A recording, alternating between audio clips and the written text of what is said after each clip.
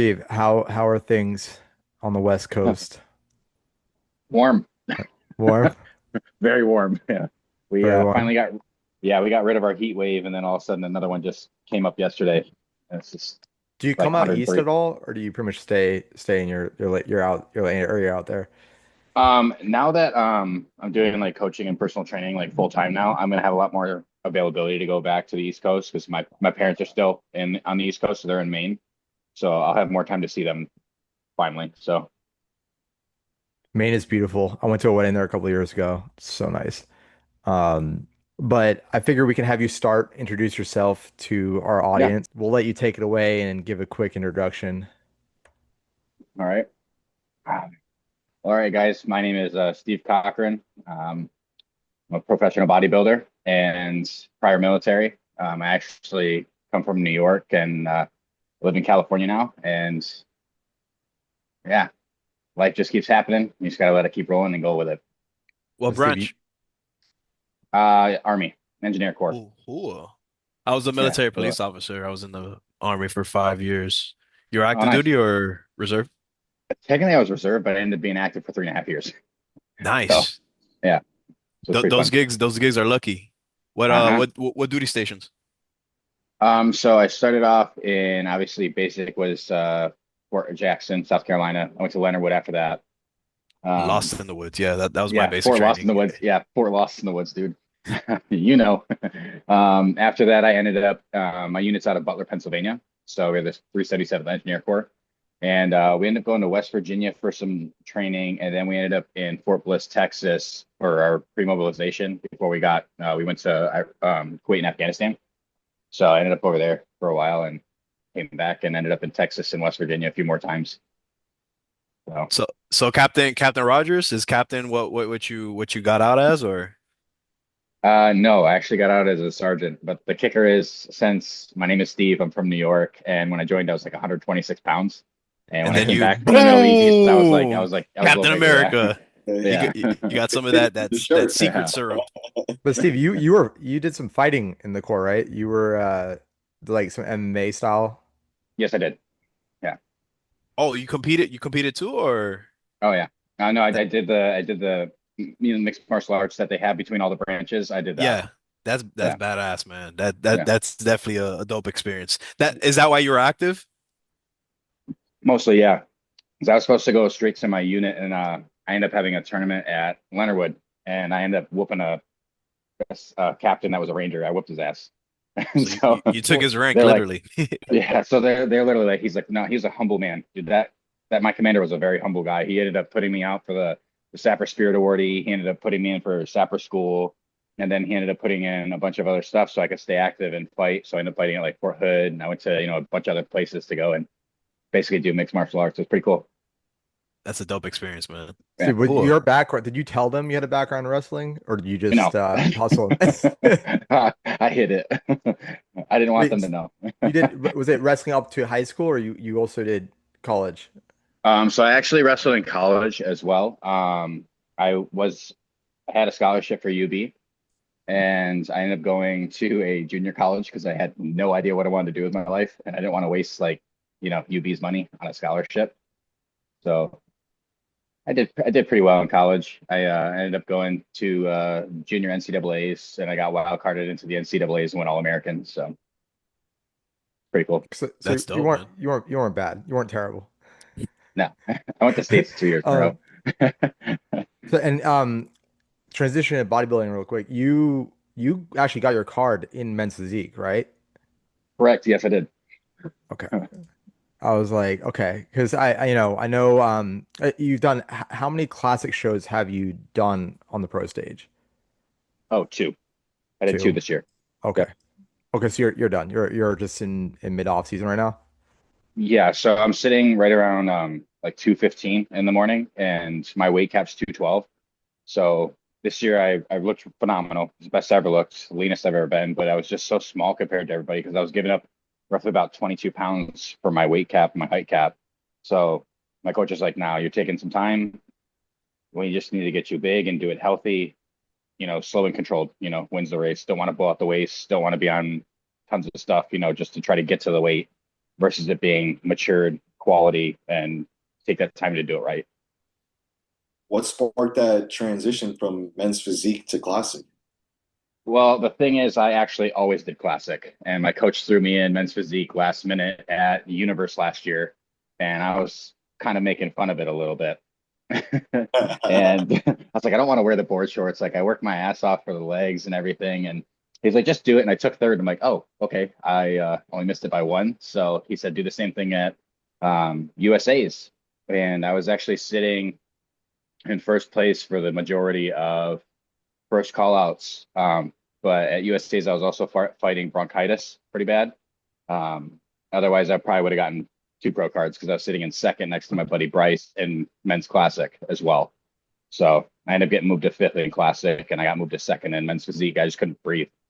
It was horrible. I was gonna say, I mean, you're one of those guys like your look can you can fit both. You really Yeah, can, because you have that shape, that drastic V shape, and you have that balanced look as well, with a lot of muscle. So, in appreciate hindsight, are you? I mean, I'm assuming you're pretty happy you made that decision at the time. it.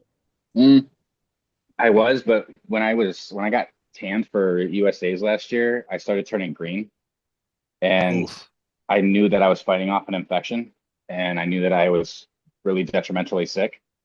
And my coach ended up helping me quite a bit. He ended up helping me with my arms because my arms actually were showing the most green tint to him was my forearms. And so he's just like monitoring me all night before the show. And then the next morning he's like, I just need you to like just relax and try to get some really good oxygen in your body and before you go on stage. And it was to the point where I walked on stage with like first comparisons with like, a group of seven or whatever it is. And I was fine. I was full. I walked out back out for my individual, like, 45-second routine and I was flat. And so he rushes backstage while I'm in line waiting to go back out for like actual, Comparisons. call outs. Yeah. Yeah. And he's like feeding me muffins. He's like giving me a thing of sugar and stuff like that. He's like, you're so flat. He's like, I don't know what happened in between, comparisons and your solo, but he's like, you need food. And it worked. What, So backstage? What kind of competitor are you? Are you one of those guys that, you know, you're pretty chill come show day, um, and maybe you like to get along with people, meet new people, or are you pretty locked in, to yourself? And do you find you get like anxious? Like, what would you say your mindset is typically when you're on show day? I will say this. I used to get really anxious. I was always friendly, but I was always very, very anxious and uptight and always wanting to know if I was going to be good enough for that show, you know.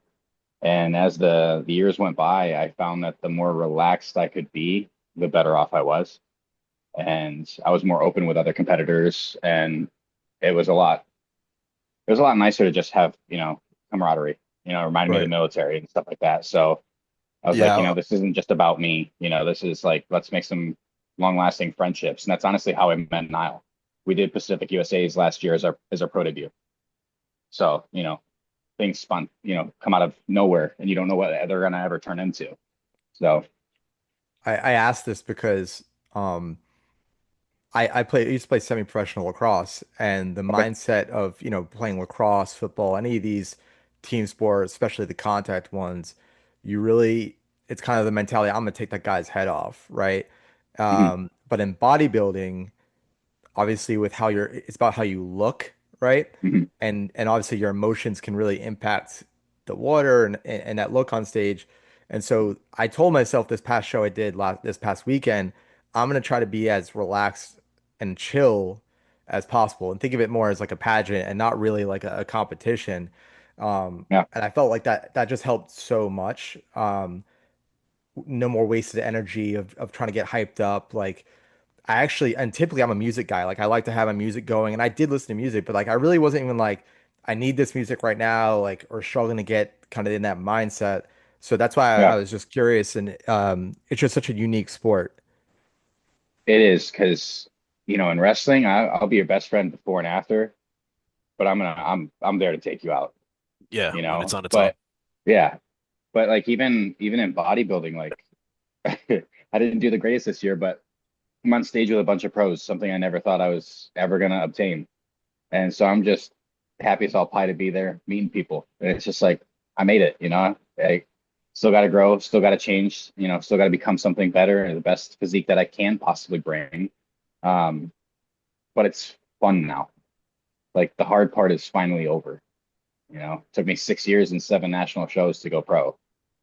So now I really get to have fun with it. What skills would you say you translated from the army to bodybuilding? I always had that like strict discipline, like even before the army, but obviously it enhanced like quite a bit with the military. Um, I've always liked the structure. And with bodybuilding, for me, there's like, okay, you're eating this amount of food at this time, this amount of water, blah, blah, blah. That has drastically helped how I eat my food, how I sleep, how I train. And that same discipline goes into not just the physical attributes of training, but like making sure that like now I'm trying to focus more on sleep because it's been my worst thing for every show is I end up getting like 3, 4 hours of sleep every night. How am I supposed to grow or repair the tissue if I'm not sleeping, right? So I try to take all this stuff from the military that I had that I can utilize for this. And it's just helped me be a much better athlete. And I think I'm more well-rounded with others and being able to help the people that don't necessarily either understand the discipline or why I do what I do, or they're trying to learn a way for them to be disciplined and structured as well. In terms of sleep, okay, so this is an interesting topic because you hear a lot of guys talk about how hard it is to sleep for the shows, and obviously it's the nerves, the drugs, everything combined. And this might sound stupid, but do you think it's overrated in the sense that we still see guys do very, very well, even if they'll tell you after they win a show, like, oh, I was sleeping really poorly the last 3 weeks. Do you think it's the ones that get impact are the ones that they sleep poorly and they let it get in their head and then they spend the waking hours in this anxious state? Whereas if it's like, okay, well, I only got 4 hours last night, but I'm gonna stay kind of relaxed today. I'm gonna keep my feet up. Like, does that make sense? Yeah. Um, I would say it really depends on the person plus the physique, right? Because not everybody Yeah. brings the same package and that same mature tissue to a stage. Even the taper is different for a lot of people. Um, but I will say, like personally, for me, this is probably the year that was kind of the weirdest for me. Going up into Fit World in March, like I don't know if you guys know much, but I was going through a pretty hardcore divorce at the beginning of the year. And the funny thing is, I was sleeping better than I ever had, and I was so much less stressed. And Well, I after the talk, divorce? yeah, I'm like so much happier. It's so weird. I All hate the to say inside that, but It's I not, I am. mean, it's not that weird though, because I'm assuming the most stressful part is right before it actually gets legitimized, right? Like, Or before you wake up and see that relationship doesn't serve you anymore, that's Yeah, that was I went through my own similar situation as well, and it's just one of those things where sometimes you don't know what is really holding you back or like, pushing you forward or, yeah. I found obviously any relationship can potentially spike that level of cortisol just because there's going to be that, you're trying to either, be a good enough man for that other person or you just got life going on, right? There's always going to be that. But I found being on my own, it was only me. I was relying on only me. It was, and even this year, I ended up getting a scan right before I went to Fit World, like probably, I think it was Monday before the show on Saturday. And I was at 2.91% body fat. It was the lowest I've ever been. that's And wild. the weird thing was, like, I was eating Girl Scout cookies like 2 weeks prior, and I never used to do that. Like, I've never cheated on a diet. And like this year kind of threw me off because, divorce and Life. everything. I was Yep. like, right. screw this. Like, I'm gonna eat a cookie. Like, but it let me know that even though I didn't have 100% in this year, I still was better than I was ever. And it kind of pushed me to be like, okay, you can't ever let that happen again. You need to be 100%. You're gonna put the money in. You're gonna, ask that much of a coach. You're gonna, put that much work in yourself. Why would you let something get in the way? So I had my 1 year of, stupidity when it comes down to, prepping and not doing enough cardio, and it just let me know where I was sitting, mentally, emotionally, and physically. I knew I could get where I need to go physically. It's just I need to put the mental fortitude in. And it So, took what you sitting alone with those thoughts, I imagine. You know, oh there yeah, must have been a, you know, a process where you had to like face yourself and be like, okay, what is it that I want? yeah, there was. It's still ongoing. It's always what's next to change, what's next to grow, or how do I continue down the path that I'm already walking? And so I Hey, don't like yeah, deviate. You know what I mean? I just don't yeah, want to deviate from the path I have, and it's hard. You know, it's it's definitely hard staying on the walk, man. It's tough, but at least you're not complacent. Yeah. So you still continue to make steps forward. And I think that's the most important part in the journey is like Yes. remaining present day to day and not, looking far back and not looking too far forward and just yeah. being grateful for Grateful. the day to day. And I think that's where you see the most blessings happen along the way. Yeah. I completely agree with that. Steve, when we spoke on the phone, you mentioned how, I mean, you went into a lot of detail in terms of like the things you went through on the Transparent podcast. And I'm just Mhm. curious, and we just spoke about like, practical ways to handle this thing and how it's an ongoing struggle. But kind of thinking back to some of these instances, some of these health struggles you've had and relationship struggles in the moment, like during those days, how were you tackling it? Like, were you thinking about it day by day, or were you trying to think big picture of trying to find that light at the end of the tunnel? As in terms for my divorce, the first week, it was hard to see the big picture. Although I was looking for it, I just couldn't see like that end result of where I was going to be. But honestly, I relied a lot on my Christian friends at the gym. Like my gym that I have out here in Claremont is there's a lot of Christian men, and there's a lot of wisdom to be had if you're willing to have that open ear. And I needed that.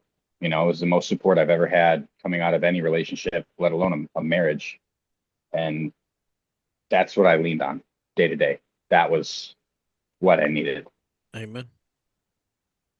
So I helped my buddy start a Bible study. So for young men, you know, I just know it's needed because it's not something I had access to because I was moving so much with the army and everything. I just didn't have access to things that I needed. That was the proper support network, which would be, you know, Christian friends that actually walk the walk, not just talk about it. Were there things in your childhood, like thinking back, I mean, personally for me, my last year for me was also probably one of the toughest years of my life. And I think through self-reflection, I was starting to understand certain things that happened previously in my life that Mhm. explained why I was so bothered by or triggered by certain events. So like, were you self-reflecting and figuring out that, okay, that some of these challenges were things that I didn't even know I had going on earlier in my life? I think in the moment of self-reflection, I figure out whatever's going on to put me in that mode of self-reflection is the most immediate thing I think of. But I also try to think of where it may have stemmed from. So something happened a long time ago in my past when I came back from the military, and it stemmed a very insecure, distrusting version of myself that I didn't like. And but I didn't want to bring that into other relationships or into my marriage and stuff like that. So yeah, there was some reflection of like past stuff. Um, I think the hardest thing would be like dealing with loss because that still is like the biggest trigger from losing my best friend when I was younger. So I still haven't like fully figured out how to handle it. And when it happens again, it kind of just throws every person that I lost like into the mix. So that's the hard part for me. It's the scab that keeps on opening up, right? Like, Yeah. you know, I don't think Never any heals. type of loss, yeah, I don't think any type of loss should be something that's like, you know, it's fluid, like, hey, this is the way to heal from this. There shouldn't be no time on Yeah. on that What? because everybody means something different to each person, you know. These people come into our lives and it was for a reason. So, Correct. you And know, healing's how never linear. exactly, exactly. Sorry, I didn't mean to cut you off. What were you saying?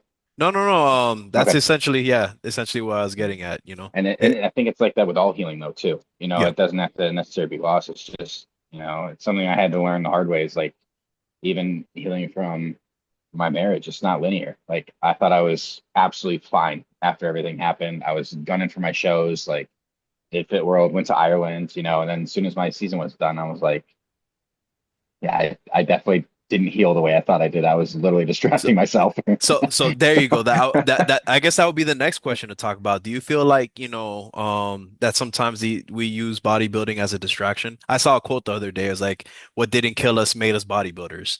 So That is one of the greatest ones I've seen too. It's true though.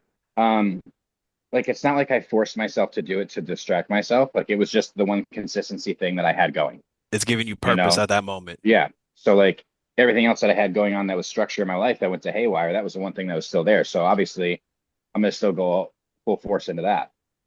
And so I thought by doing that and being around my friends, doing Bible study and everything that I was healing, I was, getting okay.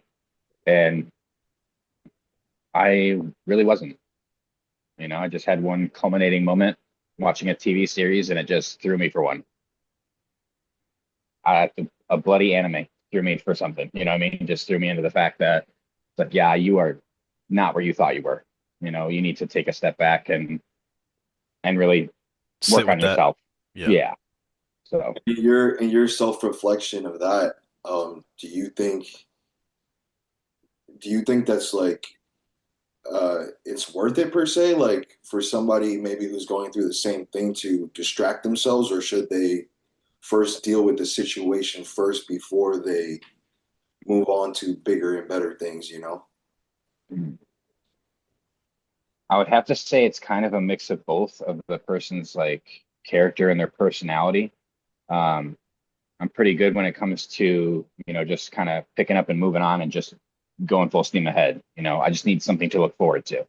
Mhm. Um, but I think retrospect and hindsight, I think it would be better to find the things that hurt the most out of whatever that person would be dealing with and try to find ways to navigate it, not necessarily heal right away, but you need to find a way to navigate it and find a way to put yourself in a positive mindset, and a good emotional compass, like having, a little bit more mental fortitude, before you go and potentially distract yourself with bodybuilding or, you know, doing some sort of competition of some sort. I would say you need to really navigate those really hard things that are going to be the long lasting potential traumas that you're going to have. When you were going through this, I know you did seek professional help for, the mental side of the challenges.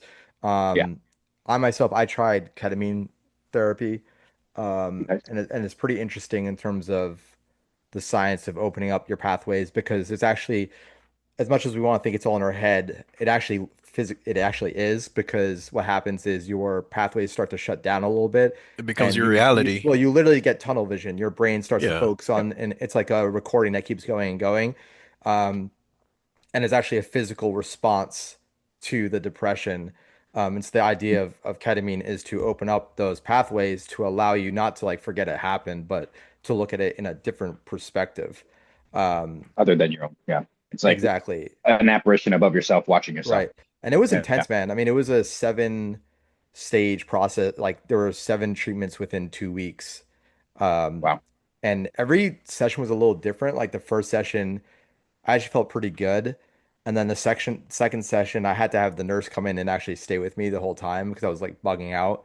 Um, and it's one of those things where like it's that mountaintop where like once you tell yourself you're bugging out, it's just like Yeah. okay, you're in There this it is. roller coaster now. There's no coming back now. Psych. Yeah. So for the rest, I was just scared to be by myself. But I mean, I would say it helped. I think obviously I was doing so many different things to try to help myself at the time. It's hard to narrow down with one or two of them. But I guess what are some of the techniques or things you were using at the time for that help? Other than the professional help. Yeah, yeah. Or were there certain specific techniques that you found through the professional help that were the most impactful? Yes, I actually am a pretty horrible pessimist when things start going bad. And so I've always been that like glass half empty kind of guy. But for other people, I've always been glass half full.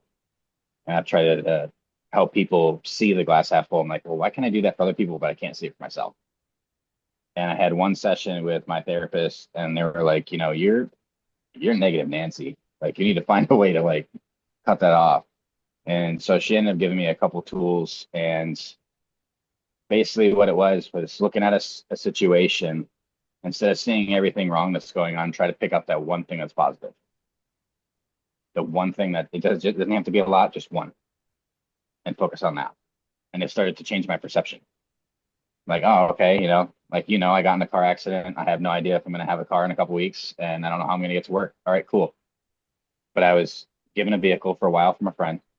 I was able to get to my clients. I'm getting free medical care right now. I have a lawyer handling, my case for me. Okay, those are all positives. I can either sit back and freak out about, losing Dwell. my Yeah. Audi, or I can move forward with what God has given me. Mhm. And that's what I'm choosing to do. As stressful as it is, and as like, messed up as it is in my brain, like I still have to look at it that way. Otherwise, the depression, even with my meds, it'll still, and I don't want Yeah. that. Yeah. I suffered a brain injury in 2022, and because of that and the military, I developed PTSD. So they give you a bunch of these medications where you just kind of like numb yourself, and Mhm. sometimes those medications take you out of your body. But like you said, what I found best for me was I started breath work, and also, trying to stay present, and like what you said, it's pointing out the positive stuff, the things that we have control over. Because it seems like, especially being in the military, we want control of the things we can't control. And then what happens? Total control. We lose it Like, all. yeah, if exactly. So once you learn to like let go and let me control these controllables, then, you're not often living in that spiral. Yeah. That's so hard in bodybuilding though, right? Because we're all about control. Yeah. It's all about having control, like what I'm eating, how I'm training. We end up becoming control freaks. But at the same time, like as long as Steve's point of being cognizant of what's going well, being cognizant of what we can control and what we can't. Mhm. But there's definitely parallels there in terms of like the sport we're in and these mental challenges that we're talking about. Yes. But do But you find that the bodybuilding has, if you had to just blanket term it, like, would you say bodybuilding has been positive for you or negative in terms of positive. positive? Yeah. And I Yeah, already knew where you're going with the rest of it. Yeah. yeah, Positive. yeah, positive. Yeah. Because I think of, regardless of like if I didn't do it, I wouldn't have, the confidence I do in myself now. I wouldn't have even the mental fortitude I do now. I wouldn't be able to be training people as positively and like knowing that I'm confident in my own knowledge. I wouldn't have any of that. I wouldn't have a lot of my friendships that I have without bodybuilding. And it's not even just, actually doing the sport, getting the pro card. Like I just wouldn't have the life that I have right now if I never did it. So I blanket statement that as a positive. For sure.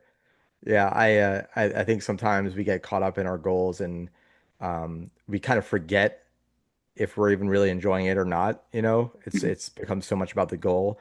But, to your point, there's so many great people in the sport. I mean, I personally believe that bodybuilding will make a good person better and a bad person worse. It just kind of highlights who you really are. Yeah, I yeah, don't know true. about you, but whenever I meet people in bodybuilding, it's like I either love them or I'm like, I need to stay far away from that person.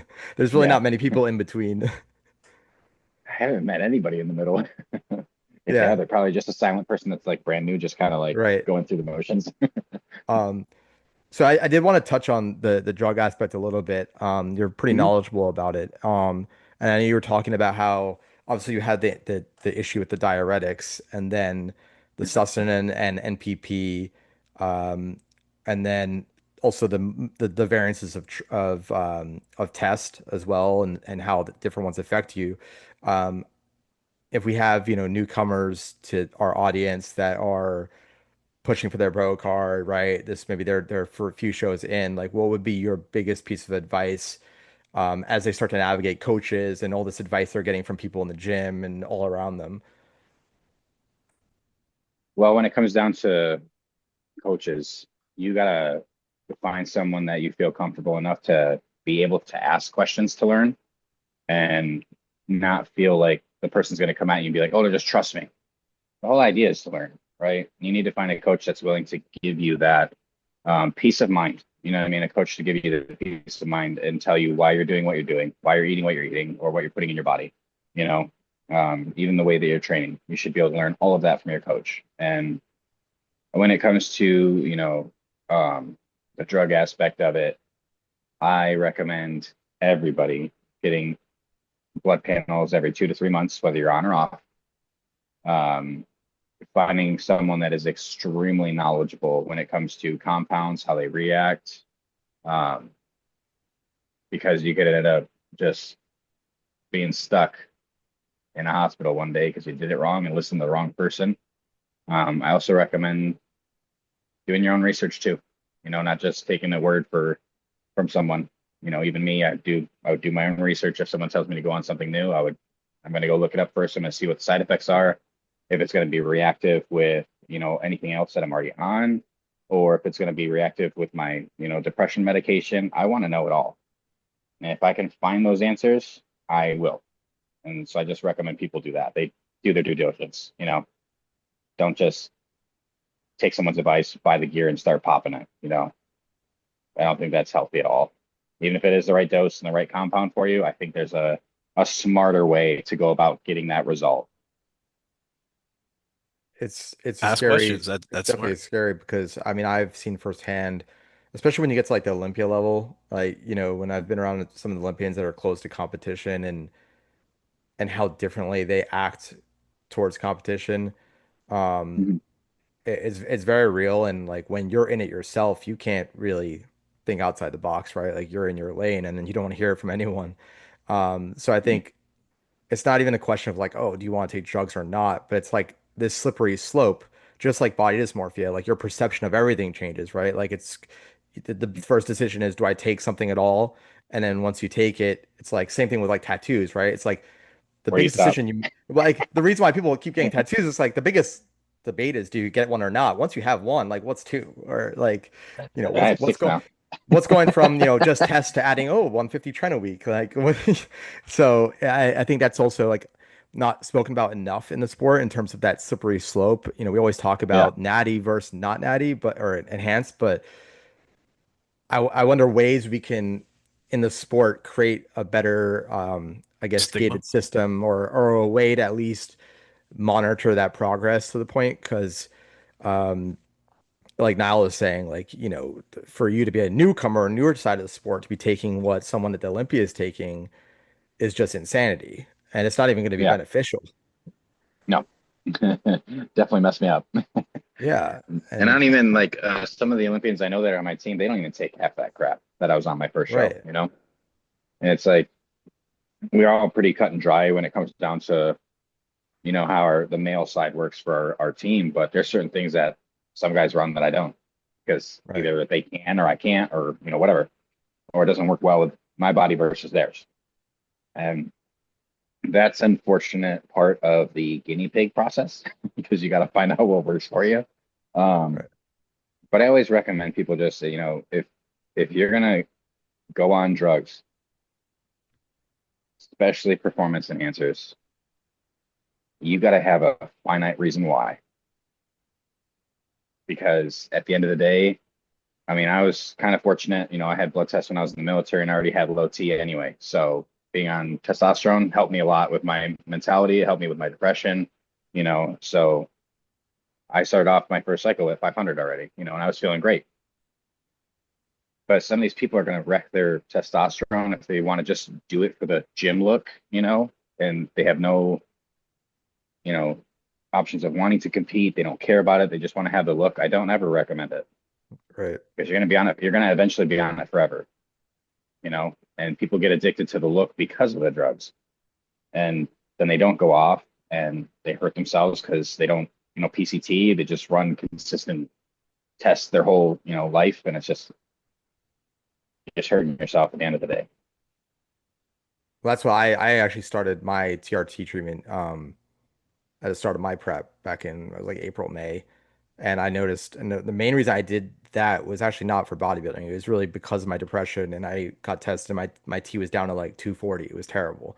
But I'm Mhm. 35 now. And so it was really more of bodybuilding was just a bonus for that. and I'm only Yeah. on 140 a week, and the results I'm seeing were crazy. And part of that is just, well, I competed several times naturally, and so I kind of controlled the basics before I even added anything else into the mix. But it did Yeah. wonders for me, and it's like I wish more people took a bit more of a conservative, staggered approach because you'd be surprised how much progress you can make on very little if you're doing all the other things right. I mean, Less is more. I have a few posing clients, and they Accurate. hadn't Yeah. even competed yet at all. And I was asking them what they were on, and it was like this laundry list, and they asked me what I was on, and they were just kind of like looking at me like not understanding. And it's just when you throw too many darts at the board, you don't, I mean, do you even know what works? Like, like, Gear Like, darts, bro. You just throw some gear darts at the board. and G's actually he coaches both Chris and myself. And he's also a proponent for less is more and he hasn't touched a lot of the hard stuff himself and he's going to be one of the biggest guys at a regional show or even at a national show. So I mean, gee, what like when you get your new clients, obviously Chris and I are different because we're best friends with you, but like when you get a new client, like what are some of the questions you ask from the get-go? So I actually have a 4-page questionnaire that I send to everybody before I even am willing to accept them as a client. It's height, weight, goals, what you're already eating, if you're allergic to anything, if you're have an injury that you've had in the past or you're currently injured, and then I ask them, okay, are you on stuff already? You're not on stuff, and what are the overall like legitimate goals? Don't lie about like what you're trying to get out of me because I'd rather just come to the forefront and just say what you need. And I usually approach Transparency. that. Yeah, I usually set that up like already with them. I either if it's an online, I'll have a phone call with them to say like, hey, I'm going to send you this, but I want you to be as accurate as you possibly can. Like if there's things you can't fill out, that's fine. But if you can fill it out, fill it out. Even if you think it's like horrible food or if you're already on, gear, let me know what you're on because I can help you the best if I have all the knowledge.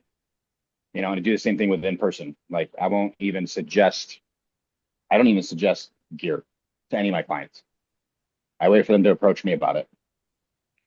That's a smart approach.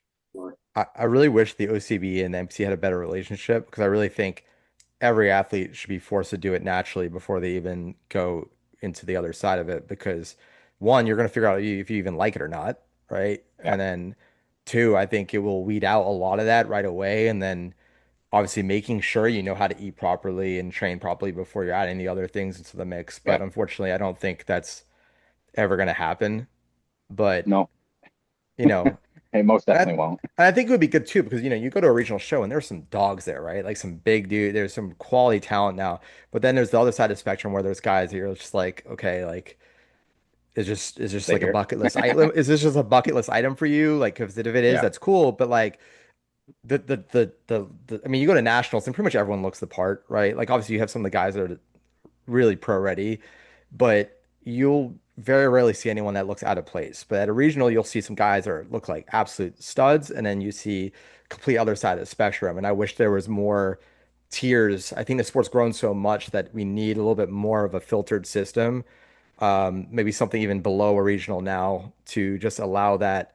Because then you have guys that maybe come to a show and they're really small and they stand next to someone else that's done 3 national shows. And that also gets in their head a bit like, okay, well, what's this guy on? Like, I need to take something. And yeah, whereas if they were comparing themselves against someone that was a little bit more at their level at that time, maybe it would change their entire trajectory. yeah.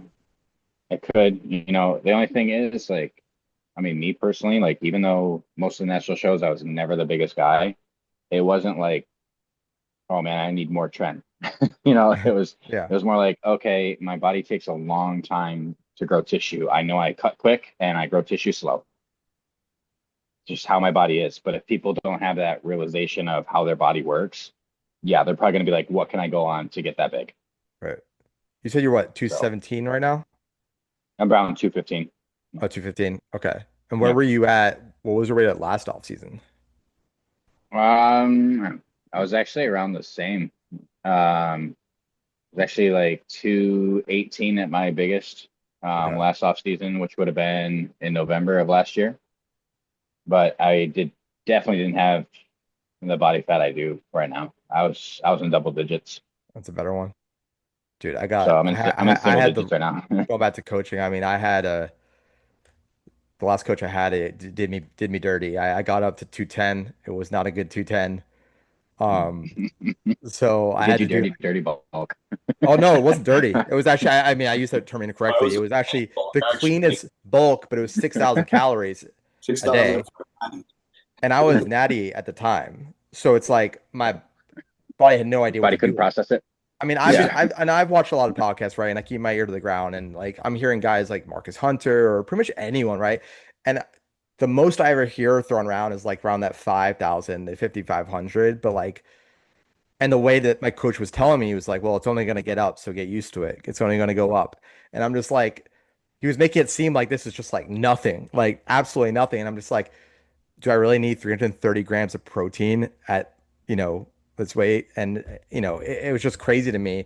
And then I would ask questions like to your point, like, asking the questions. I, asked some digestion questions, and he kind of was just like, no, you're supposed to feel like shit, like just suck it up kind of thing. And No. this is an Olympian, right? Like, and Yeah. so that just taught me. And then, now I work with G, who's, I mean, he'll be pro very soon, but he's an amateur, and already just the look that I brought last weekend, night and Worth it. day. And it just goes to show it's like, all these people that think you need to have an Olympian coach or something to make the progress. It's just it's a complete fallacy. And it's just the worst kind of advice to take. And I wish people like just focus a bit more on who they're actually talking to than what their credentials are or what their stats are or Hmm. awards are. Yeah. I mean, the awards don't make you a good coach. It means Exactly. you got coached well. Yeah. You know what I mean? It doesn't make you a coach. Um, I find that, the knowledge and wisdom can come from where it needs to come from, but you need to be able to look for what's going to fit you. Right. You know what I mean? Like you can't just be like, oh yeah, I'm going to get coached by an IFBB pro and, I'm going to be pro next year. It doesn't work like that. Yeah. Very far and few between are these, you know, anybody, that's in that scenario. Like, are they going to have the knowledge, that you truly need? Like, luckily, my coach has been in the industry over 30 years. I'm very fortunate with the wealth of knowledge that he has, and I don't have to ask the questions. I don't. He just gives the answer to me right now. Like, Right. I posed for him last Monday, and he's like, "No," he's like, "You're probably gonna have to take 2026 off. Like, you're not grown enough." Blah blah blah. He saw me yesterday, and he's like, "Okay, what'd you do from last week to this week?" I was like, "Nothing. I just started eating like I'm supposed to." And he's like, 15 more pounds, you're done. He's like, we'll cut for a show. I'm like, cool. All right. So I didn't have to ask. I don't have to plan my shows. He tells me which ones to do and I do it. Right. So A lot of coaches sell the dream though, it's good to have a transparent coach to shoot you straight. mhm. Sometimes we just want that gratification of, hey, I'm gonna win this pro show or get a pro card this year, and it has to be this year. But if you don't have a coach slowing you down and like, hey, well there, buddy, Mhm. it's gonna take time. Like giving you the raw and the real. Like I know my lower Yeah. back is always going to be a deficiency for me. I am probably never going to win a show from the back. That's fine. That makes it very hard for me to potentially go to the Olympia. I'm still going to try. Right. That's the overall goal. My goal is not to win the Olympia because I know realistically I don't have that physique. I just don't. I'm not the freak of all freaks, and that's fine. But if I can go once, I'll be happy. You know, that would be a very good, goal to have, that would come to fruition. So is that how you like lay out your goals? Is just like one step at a time opposed to just, hey, I'm gonna win the Olympia one day. It's like, hey, I'm gonna go win this show first, and then we'll talk about, step by step. I think everything is step by step for me. It's great having a goal, the end was always to go to the Olympia at least once. Um, but I had to go step by step. I had to win a regional, I wanted to win an overall. I had to do all the national shows just to get the pro card to even be able to have that opportunity to potentially go to the Olympia. But yes, that was always a long-term goal. But I had all these little steps that I knew I had to complete that I gunned for harder so I could get to that last goal. Yeah, So that's yeah. good, man. Yeah. I think people, they're all about the road to pro, right? And it's like from the very beginning, and that's cool and all, but there's so many milestones and things that you should be proud of along the way. I know I used to get a lot of flack because I just refused to talk about going pro, and people were like, "Well, do you not want your pro card?" I'm like, "No, I want it, but like I'm not thinking about it right now. There's so many things I need to do before that." Like I was like, I want to win my class. I want to fight for an overall. That was my initial goal, and that's what I did last weekend. And now it's like, okay, in 2021 when I started this, I wanted to make it to the Amateur Olympia, and now I'm doing that, this year. And Nice. then I'll worry about the pro, that will come. Like I want to get my feet wet in nationals and see where it stacks up. And I also get to do the 35 class now as well as the open.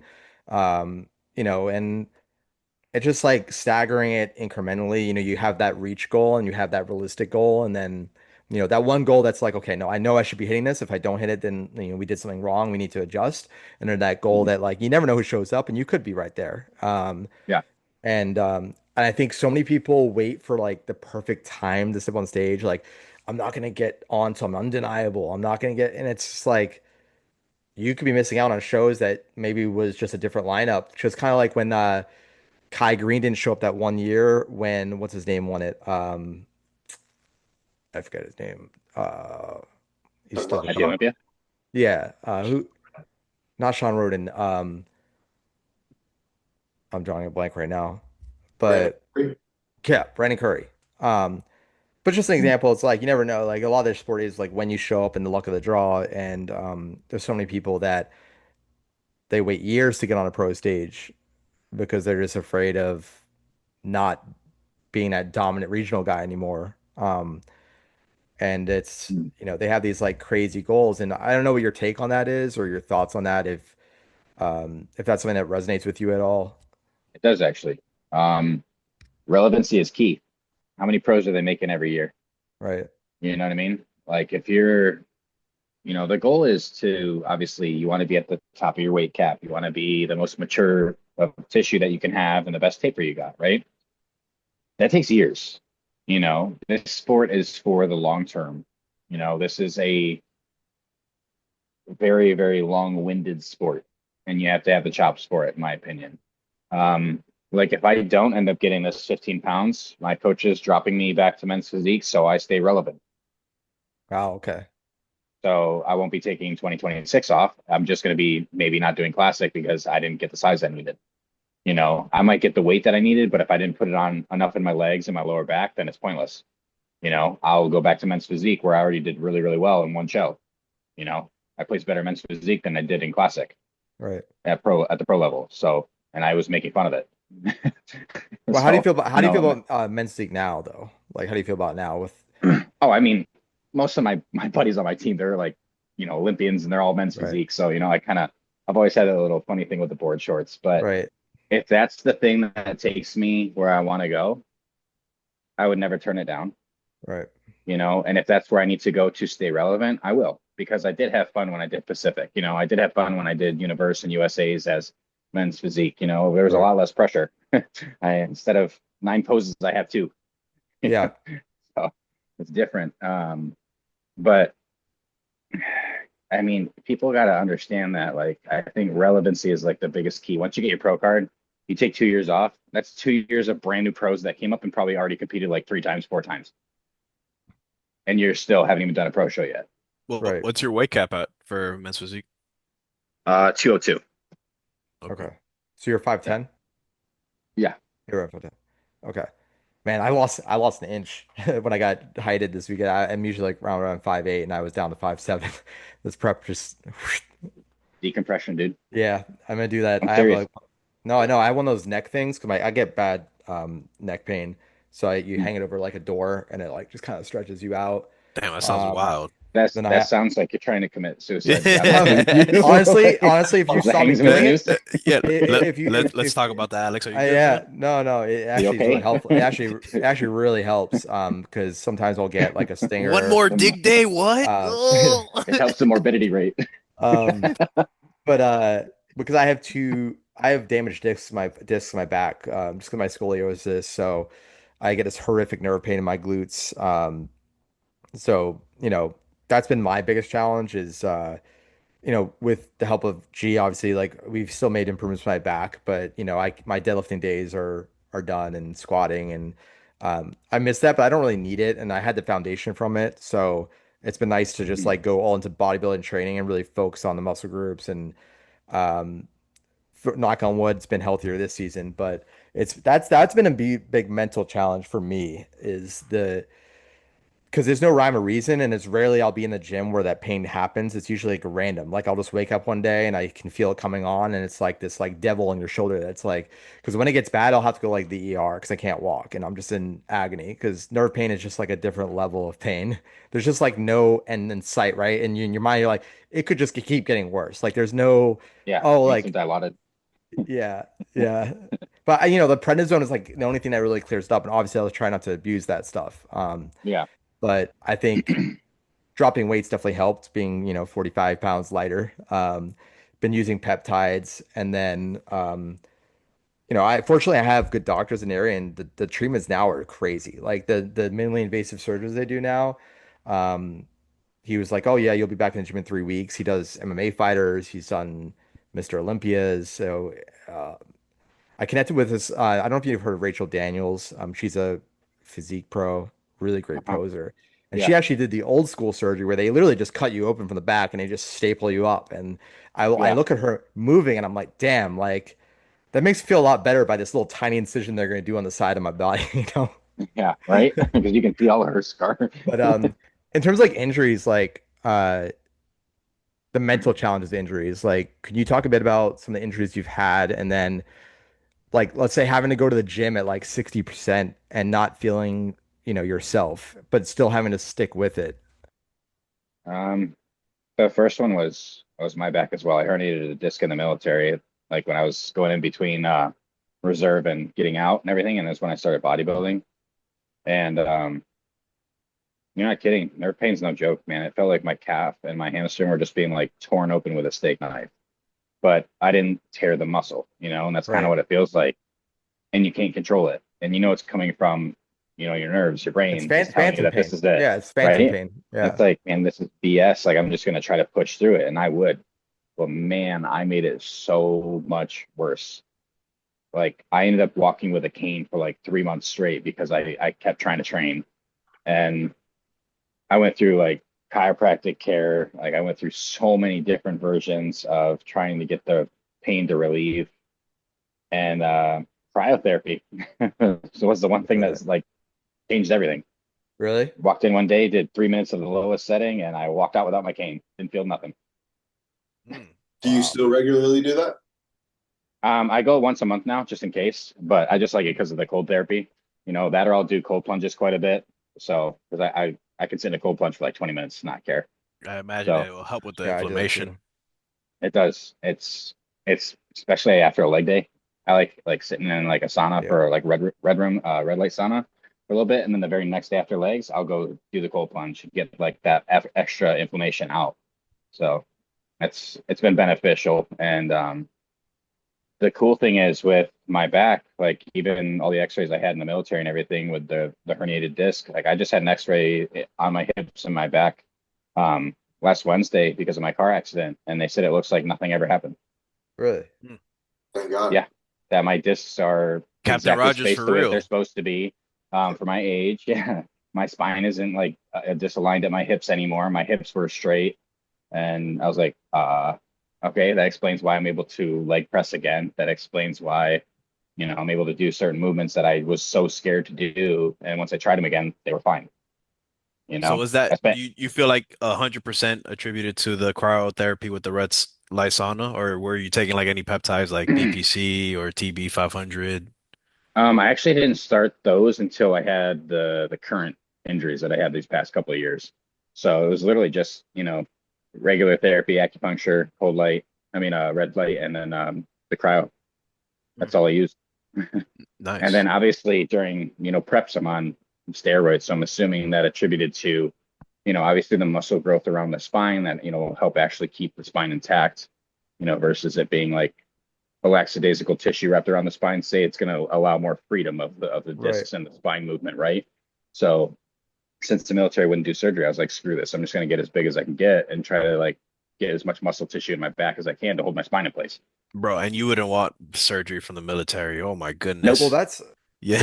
that's the Nope. biggest, but that's the biggest mistake people do when they have back problems. They don't do anything, and that's actually the worst. So I was always trying to keep my core as strong as possible. That being said, doing 400, 500 pound deadlifts anymore is probably not the best idea, but there's many ways to keep yourself strong, and that's obviously not necessary for bodybuilding. Like it's nice, but I think it's more fun than Yeah. anything. I mean, it's fun moving the weight. Everybody knows it's fun moving the weight, but uh, at what cost? All right. At the end of the day, it doesn't matter if you're a powerlifter, bodybuilder. I don't care if it's CrossFit. Like, at what cost? Mm, Like, if you want to truly do this long term, you need to take the ego out of it, 100%. regardless of if it's ego, if it's just like pride, if it's, man, I feel great today and I want to do, 505 on deadlift. Okay, good for you. I'm not doing that. Even if I can lift it, I'm still not doing it. So do you think Kratom helped as well? Because I know that's had Probably. some, yeah, that's had some benefits in terms of pain relief. I actually did want to talk about obviously like the good Oh, the old rabbits. the good old White Yes. Rabbit drinks. I had to bring one out of the fridge to show for the squat. But we spoke on it a little bit of the phone, but can we get into the Kratom a little bit? Because you said there's several strains, obviously, Yeah, there's three and of them. it's Yep. the three of them, and like following the news, there's been some pushback in terms of possibly banning it. So wanted to get your thoughts on it, obviously because you're pretty involved with White Rabbit. Yeah. And I just joined the team, and I mean I love them. I definitely keep myself to if I ever do take them, it'd be like one a day. But you're a little different. I think what do you say? You get up to like four of them a day or five? My max is 9. Oh my goodness. 9 cans? 9 cans, yeah. Okay, Oh okay. boy. Yeah, because I mean, you went through like what, two or three with now, right? During the episode. I went through 3 cans and then one of the waters, but the water doesn't have Okay. kratom in it. So yeah, I literally walked in that to that podcast with like 10 of them, Damn. and I gave a few to Niall and I gave some to Lexi, and I was like, all right, the rest are mine. Like, Did he like he's like, them? you brought, oh yeah, he loves them. I bring them every time I go train with him. Yeah, they're really So good. yeah.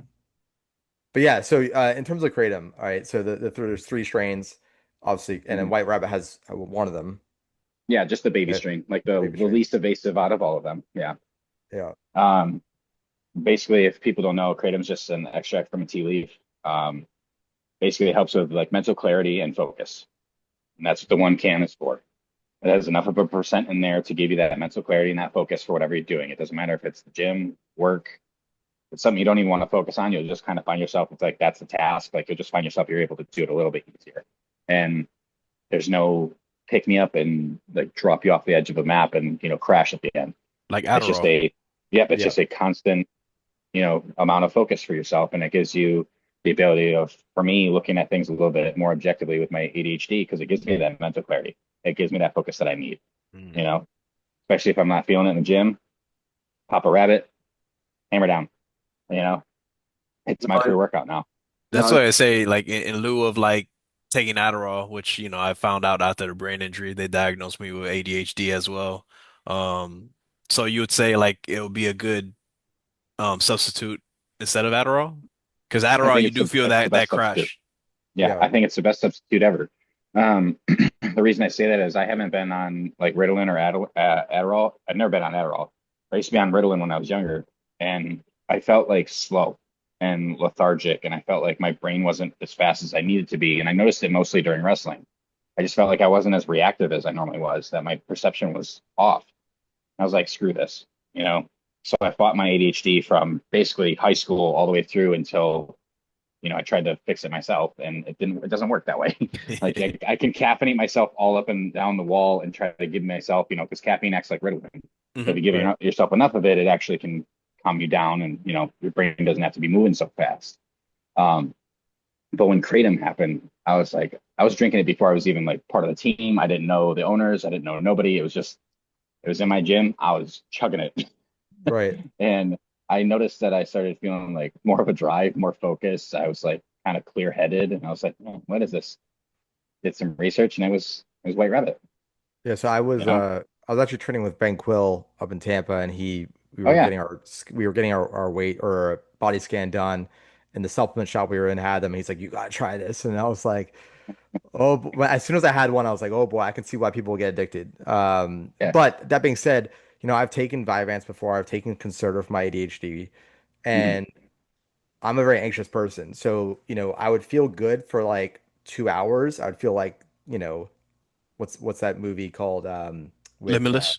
Limitless. I Limitless. feel Yeah, like I was gonna limitless, say right? that. Feel great for like 2, 3 hours, and then come around 2:30, 3 o'clock in the afternoon, I'd feel like I'm like Jason Bourne, like some like the whole world's coming after me, just caving in, and I'm just like, man, like, can I just get like in the middle ground of these two worlds? And I did notice that kratom, like, for about an hour or two, like I felt the positives that I would feel. Maybe not to the level, but I didn't have any anxious crash or anything. No negative side effects whatsoever.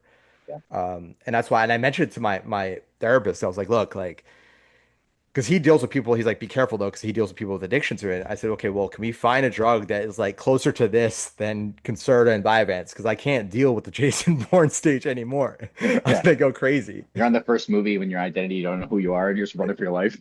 Yeah, but it's like a They put normal you in the day. Matrix. Who am And I? I would understand if there's triggers or something when you're on it, but like this would be like a normal Yeah. day. It's beautiful out, and I feel like, there's a SWAT team coming after me. Is there a difference though, like between the three versions you're talking about? Because I've done kratom, maybe a few years ago after surgeries, but I did an Mhm. oral form of kratom. So Yeah. I noticed from that it was more like a sedated feeling, like you almost felt like high, relaxed. Yeah, that would be probably strain two. It's a little bit more evasive. Strain three, well, the main strain is the one that they use for like opioids and methamphetamines at like rehab facilities because it's how they help people get off of methamphetamines and stuff like that because it gives you the same euphoria. Um, so then you downgrade it. That's usually when you get like the extract or, other versions of the kratom are usually that second strain. Like I have an extract in my gym bag that the whole thing of it is like 16 white rabbits. If I Mm. had to drink the whole thing, and I would have been like, I'd be gone. Like I'd be euphoria state, like I'm tripping. Um, but White Rabbit is like that baby tiny strain, just enough to give you the mental clarity and the Yep. focus versus giving you that euphoria and that A high, right? microdose. It's Right. a very microdose thing, but it's also not just microdose. It's there's just the three strains. You got the baby strain, mid strain, and the main strain, and all of them are derived from a different part of the actual, tea leaf itself. So it's like having like THC and CBD. It's like one of them can get you high, the other one is going to give you that, better feel of like the muscle tissue if you use it for like, muscle rub or something like that. I mean, it's the same idea. There's just different strains of everything to kind of get out what you want to Are get out of it. you are you at all worried about, and I mean, obviously you've dealt with drugs that are so bad for your body before in your life, so kratom is probably like the least of, your It's the concerns, baby. but I mean the pushback, is it warranted? Because like we're addicted to caffeine as a population, right? Like we're going Mhm. through a couple of Starbucks a day or whatever it is, an energy drink, and it's like, is caffeine the worst drug for you? Absolutely not. And there's actually some positives to it, but like as with anything, if there's like a healthy balance, would you say like the fears of kratom is a little unwarranted? That it's like, look, like in the spectrum of what we're taking on a daily basis, it's really not that bad. I mean, that's coming from a guy that's drank up to 9 in a day, right? So Yeah, I mean, I definitely felt the euphoria with 9 in a day. That usually happens when I'm I like would hope at so, bro. yeah, like that usually is like when I'm at the expo with White Rabbit. I'm like, yeah, I'm just drinking them all day, just vibing. Like, let's go, let's have fun with all the people coming to the booth. Like, let's just have a blast. Yeah. And by the end, the first time I did it was January this year. Long story short, I ran into my ex and my friend that she was with, and it was like a week and a half after I found out everything, so it kind of sucked. Yeah. And so I was just chugging White Rabbits. Was that the By day the you end of had the 9? It was the first day I had 9. I ended up like finishing the expo. I helped them clean up at White Rabbit and get everything ready for Sunday. And I went and couldn't find my car because I was that gone. And then by Oh the time boy. I got to my car, I had to sit in my car for like 45 minutes because I was literally just like tripping. I was like, oh, this is like not good. I felt like I was like just like That's too much. moving on a boat, man. I was like, I'm not driving. Yeah. It was horrible. I was like, yeah, What I'm would you not say doing is that the again. the proper dose to not get those? Because that sounds like taking mushrooms. If you take too much, you just get, trip out. Yeah. I think it's I'm probably supposed different to for say the everyone, right? recommended dose is not more than two a day. Yeah, too. Yeah, I mean, Okay. but Yeah. I have noticed that you build a tolerance very, very quickly. Like even after, you know, let's say a week, if I had like 3 or 4 in the week or whatever, which is obviously to you nothing, but I noticed that, I didn't feel it quite as much. And so Mhm. again, I think as long as if you keep, because as with anything, if you just keep taking more, your body's just gonna need more of it to feel it. So Correct. probably the best thing to do is just like maybe go a couple days without it at all and just stay at one, right? Or Yeah, so like so obviously I don't know if you get like cases or how you get paid with White Rabbit. Like I get paid with cases. And so when I'm out, I'm out. I don't buy more. I wait until that next month and that's, how I get oh, some of my that money, is that a way right? you set it up in I just do the regular commission thing where if someone uses my code, they just Yeah, uh I was part of the very beginning of that's like probably people why. like That's probably when why. Larry and Ryan got into the business and they actually Oh, owned part of okay. it as well. Like that's when I got in. And so Got they're it. like, oh, we'll just bring you cases. You're at one gen, we're bringing all the cases there anyway. And so the thing is, I haven't had White Rabbit for almost like 2.5 weeks, like at all. And I haven't had like the inkling for it. So I never feel the addiction to it, you know. But yesterday I was like, you know what, I'm going to one gen, like I'm gonna get a White Rabbit. So I got Yeah. the passion fruit, that's my favorite. I drank it, trained with my coach, and I was like, I'm gonna grab another one. So I grab another one on the way out. I didn't feel anything, you know, and I hadn't had any in Uh, 2.5 weeks. So and that was two. Um, but I think it really depends on the person. Like I think with me having like ADHD and everything, I think there needs to be more anyway to offset that right. versus, regular people. Um, but the thing is, it still works. Like Yeah. even though I don't feel like that, like, oh, I need to feel like that, whatever feeling that kratom can give you, um, I end up still feeling that focus and that like mental clarity every single time I have just one can. That's the part I like about the That's company. really like That's the part I like yeah. about White Rabbit itself, because even other companies that I've tried, you taste the kratom, which is it's a bitter, bitter thing if you've ever had like just kratom, period. But having it in a in a carbonated can and still have it bitter with some sort of flavor to it, way worse than just having it by itself because you get too many Yeah. mixed flavors in there. And I'll say White Rabbit did the best when it comes to blending the flavors Oh, and it's so being good. able to, mask the kratom itself and still give you everything you need out of the kratom at such a small dose that you don't need to have more. Yeah, If I you want mean, to chill, drink two, you obviously, know? I had cut it out before the show, as with all the artificial sweeteners or whatever, and Oh yeah, of course. I brought one for the day after post After show the just to show. have one, and Yeah. I felt it, but it wasn't like oh my God, like just I haven't had I'm one in a couple weeks, fiending. I'm fiending, You're just like it's feeding. not, uh, but they are Where's my kratom? they are very expensive, so Yeah. that will control it a little bit. I think Um, there's some videos on my Instagram of me and my buddy Nate. We're just running around like screaming kratom and we have like White Rabbit cans in our hand. Yep, that's a 34-year-old for you, still being a kid. well, no, the brands on the big things, they do a great job branding. They taste great, Yeah, and um, yeah, no, I'm definitely going to be continuing with my creative usage, but at a very low kind of monitor rate. But because it's definitely yeah, helped my ADHD for sure. Like, just if I need to plug in and just silence the world, it's definitely like I said that the benefits I it's a saw with good way to Vyvanse go. and Crystal, yeah, for sure. Yeah. I mean, I Um, told you I was on Concerta when I was younger too, and it just knocked me out. Like just yeah. it was not fun. Like meditate was the only thing that ever worked for me. That didn't make me tired. But I was like What's it seventh called? grade when I meditate. Meditate. Okay, I haven't Yeah. heard of that one. Back in the day it was like a blue and white capsule. And then my insurance didn't cover it anymore when I was a kid, so they swapped me to Concerta. It's like worst thing Okay. that ever happened to me. Oh, So we spoke about, you're in Aussies right now. What's going on with coaching and stuff? Like, do you have like, outside of bodybuilding, what's next for you? Like, any big moves in the business side, or where's your focus in right now besides, gaining that next 15 pounds? obviously I'm always trying to, gain more clientele because I'm trying to help as many people as I can. It's also the main business I have for my life. So I have, more free time to be able to help more people, whether it's in person or online. Um, but one of the other businesses I'm getting into is a peptide company.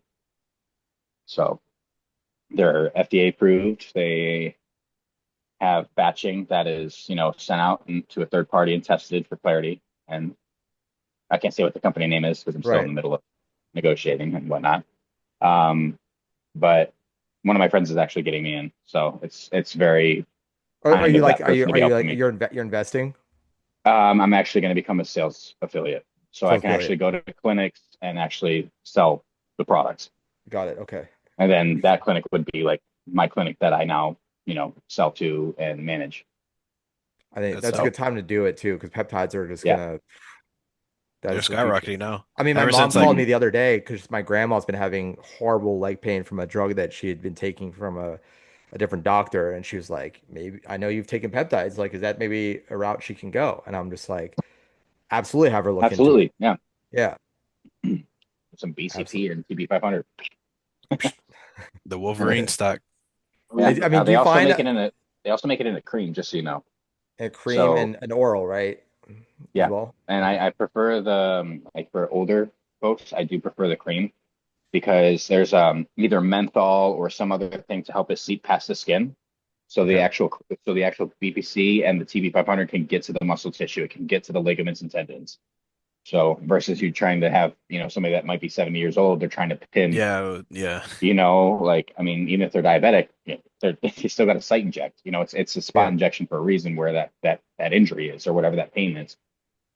So, Man, it sucks injecting when you're 3% body fat. dude, I had I can't remember what it was. My buddy, he's like, yeah, man, it's like a pre-workout, but you take it in an insulin needle. I'm like, what the frick, or some pump formula that was a peptide. I can't remember what it was. And he's like, I'm starting to draw it, and I like drew like 10 units out. And he's like, no, no, no, it's a full CC. I'm like, bro, I'm like 4% body fat. I'm like 2 weeks out. Like, no. He's like, no, just do it. I had like this The belt. freaking knot in my ab. It looked so bad for like 2 days. It looked like somebody had like just like kept flicking it over and over and over again. It Well, was horrible. That G's sounds turned me on. painful. G's turned me on to the Retta. So Oh, Retta's great. Yeah. we've been taking that this prep, and I know G because G's diabetic. G, like you said, it's been really helpful for you, like especially. Yeah, yeah. Just reducing systemic inflammation, improving insulin sensitivity. Like Mhm. my blood sugars have been more stable, metabolic rate has gone up. And like anxiety and stress, like mentally completely gone. So Good. it's like not even just like food related, but just anything related. So it's Yeah. like man, I just the clear like my clarity is a lot better. Like, like just this being deep into the prep, I don't, nothing you still feel obviously the aches and pains, but you don't feel like the mental anxiety. That uh, comes with it. yes. Yeah. Even Hmm. with sleep, like I sleep like a baby now, bro. I used to never be able to sleep during a prep. But I found with the Retta, and obviously taking some 800 milligrams of magnesium before bed, like I sleep deep.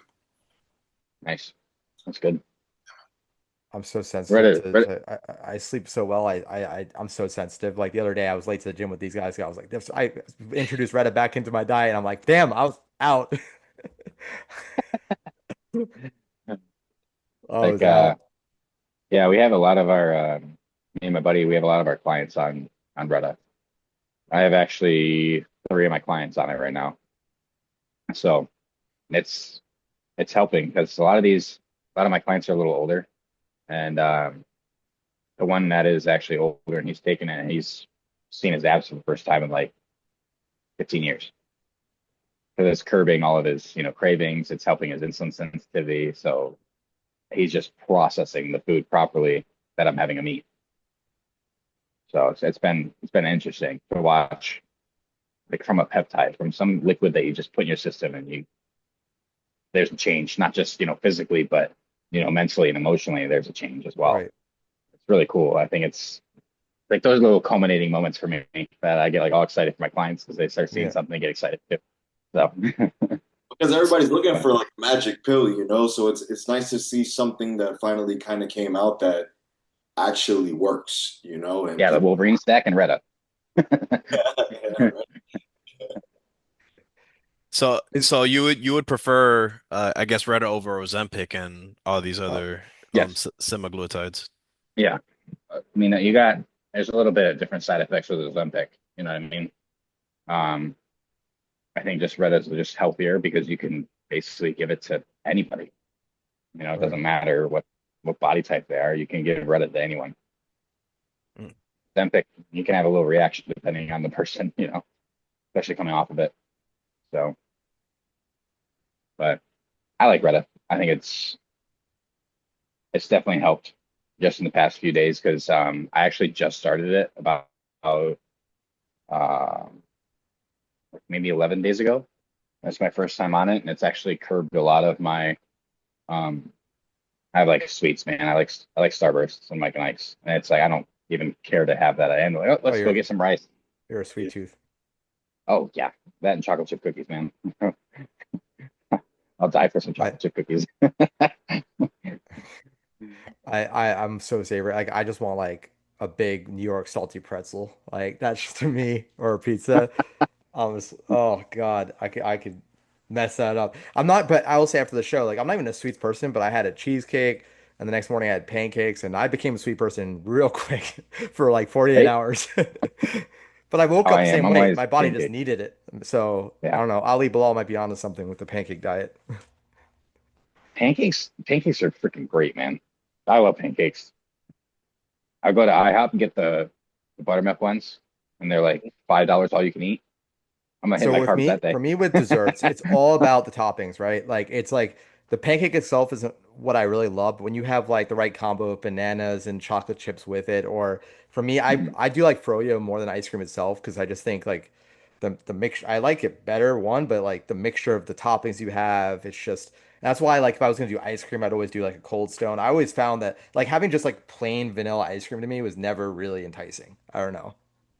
You gotta throw the Depends. Oreos If and it's cheesecake and brownies all in it. nah, you got to get vanilla bean ice cream. Stay away from French vanilla. Vanilla Then beans, the it's OG. then it's savory. Way I was better. telling these guys my biggest addiction now, swole sweets. They are so good. What I are don't know if those? you've seen them. There's these custom Mm-mm. homemade protein brownies and blondies. I'll have to send it to you on Instagram later.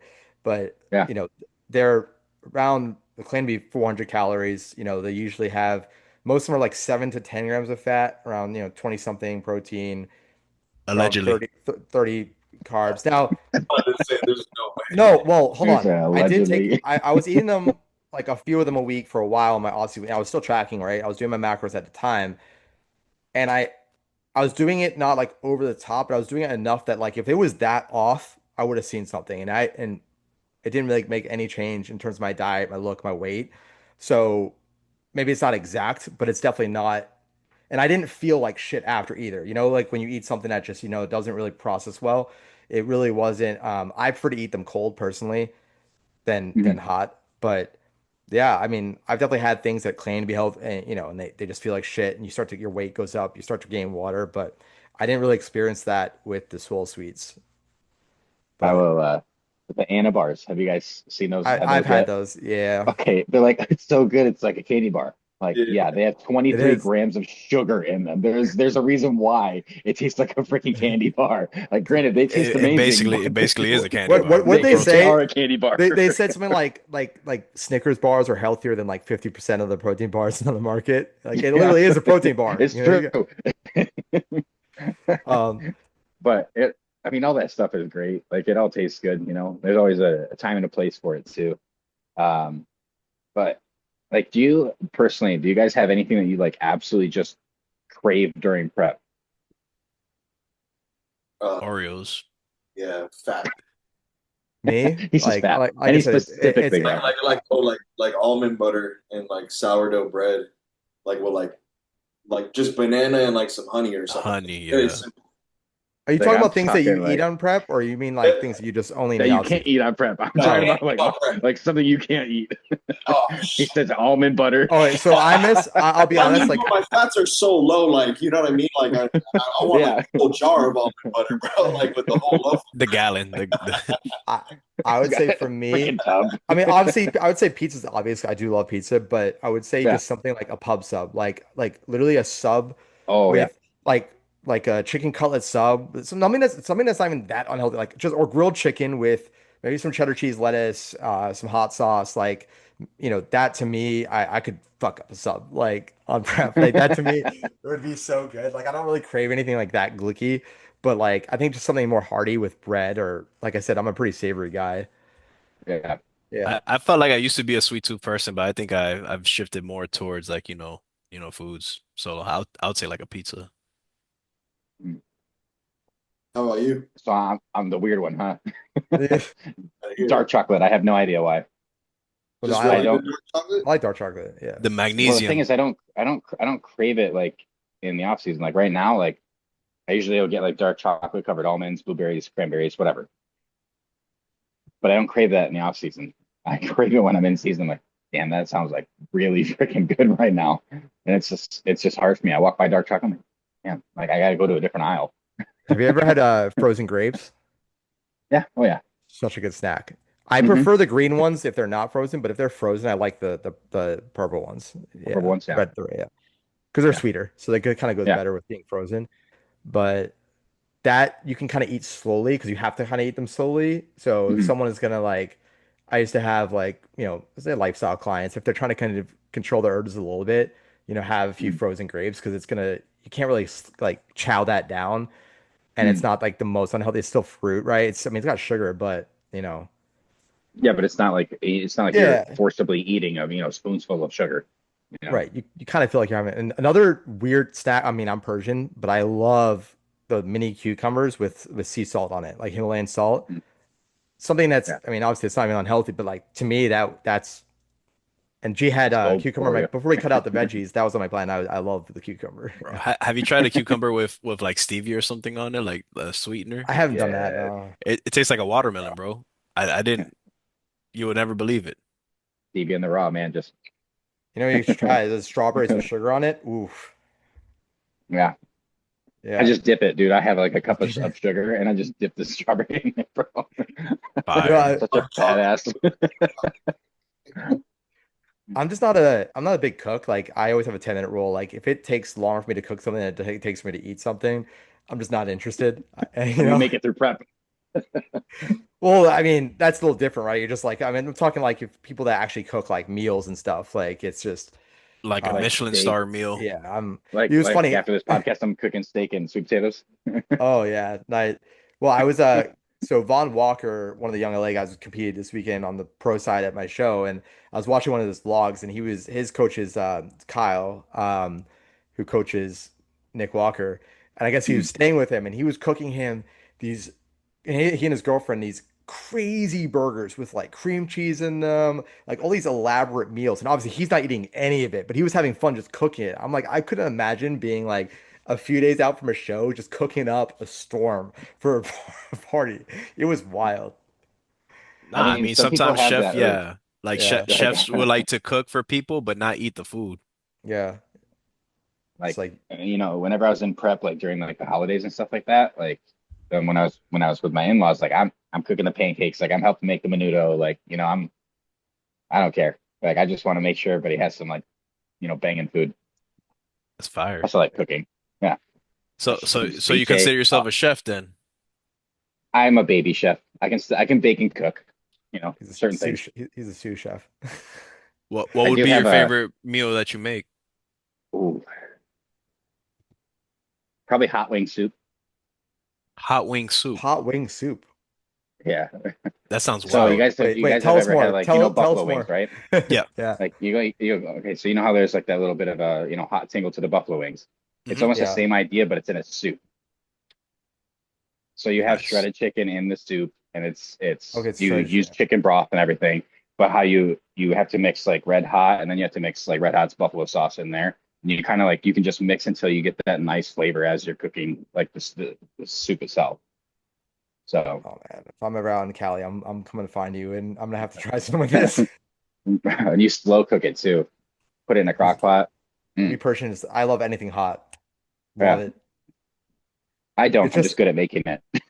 the unfortunate thing about being the unfortunate thing about being Persian, we do get shredded, but we love our fats, like olives, cheese, like oh man, growing up I would just have like blocks of cheese. Like I just love it. And then I just That's like my realized, brother. I mean, cheese and crackers to me, that is as enticing as about anything. Like it's so funny when we have friend get-togethers. I'm always the one that brings like cheese and crackers and olives.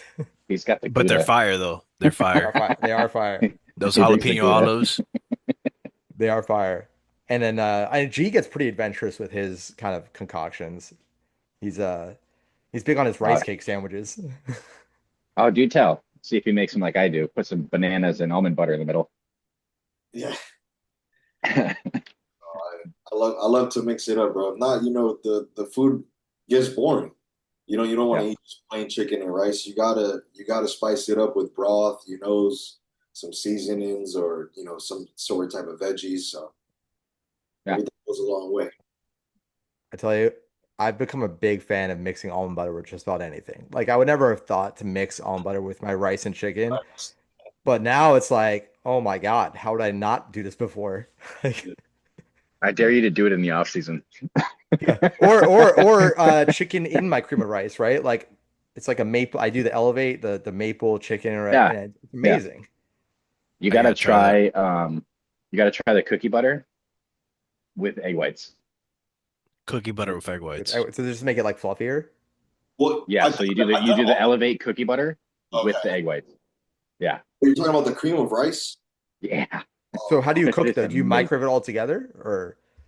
So I'll partially start to cook the eggs a little bit until it's like still a little soupy, and then I'll put it in with my cream of rice for like the first Oh, like okay. 60 seconds. I'll put a little bit more water in and mix it up again, and then I'll just So cook it for another 60 It's seconds. a so specific I moment. cook I cook the elevate cream And it of goes, rice and then pour the egg whites into it, oh, while okay, yeah, you can do cooking that it. too. Yeah, Yeah, yeah, because it does make it like a fluffy it's fluffy. yeah. Yeah. Yeah, because Yeah, and I it's mean egg it's whites don't so really have a fulfilling taste, so too. it's more about the texture and the fluffy. Yeah, But it's filling too. Like even for it being cream of rice, which is processed stupid fast, you know, it actually fills me up like oatmeal would, but it doesn't sit as heavy, right. It'll be like a good which is pre-workout. really nice. Yeah.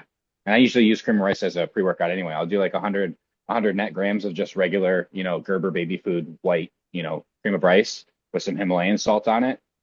And I'll do that and, pop my 5 units of insulin and go work out. Off you go.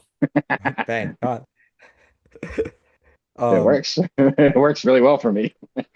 so did want to do a quick pause here. This podcast is brought to you by Wolfpack. We align with their mindset of never average, always a wolf. Use code lifted at checkout and make your mark. Um, yes, Captain Rogers, this was fun. This was fun. Appreciate it. Um, we really do appreciate having you on, and like I said in our announcement post, I mean you're really unique in your ability to be honest with yourself and self-reflect, and um so it's definitely made you a better person, and we're excited to keep let's share your story, and we definitely, I mean, I know you're on opposite coast, but we would love to train with you one day and get together in person. That'd be awesome. I'd like that as well. Yeah. I And appreciate you guys for having me. if you're ever in South Florida, you definitely hit us up. Um, it's If they If ever move anything, we're nationals gonna go back to down there, I'll be there. California. Yeah. What do you I, say? if anything, we're going to California. I still haven't been, so Oh, you it's never been to definitely. California? Oh Yeah, man. Yeah, I'm like 30 minutes from LAX. Okay. So if you guys fly in, or Ontario, same thing. Ontario's a lot cheaper. If you guys fly in from where you guys be like Clearwater, St. Pete, or where We're you in guys at? No. Fort Fort Lauderdale. Lauderdale. Oh, okay, Fort Lauderdale. Yeah, okay, yeah. Yeah. So it should be cheaper if you go down fly into Are Ontario. you are you going to Olympia? Are you gonna be in Vegas? I'm actually not. So I was going to be trying to work with Olympia gear again, but with my car accident and everything that's going on, it just doesn't make sense right now. Mm, Um, so I'd rather focus on Priorities, yeah. the immediate things that actually are more important than just, going to see a show. So Yeah. fair enough. yeah. Yeah, you gotta do what you gotta do. Hmm. But So we'll stay in touch, man. yeah, of course. I think maybe we'll have you back on after your next show and just, shoot the shit, see how it goes. Rehash. Yeah, no, absolutely. Sounds like a plan. Yeah, no, absolutely. But again, appreciate you coming on, man. It's been a blast. Thank you. And yeah, we'll definitely we'll see you in person at some point, whether it's on the West or East Coast. Sounds like a plan to me. Thanks, gentlemen. thank you, All brother. right, best of luck with that car though. Best of luck. Yeah, Yeah. thank you. All right. All right, man. I See ya. brother. Yeah. Bye.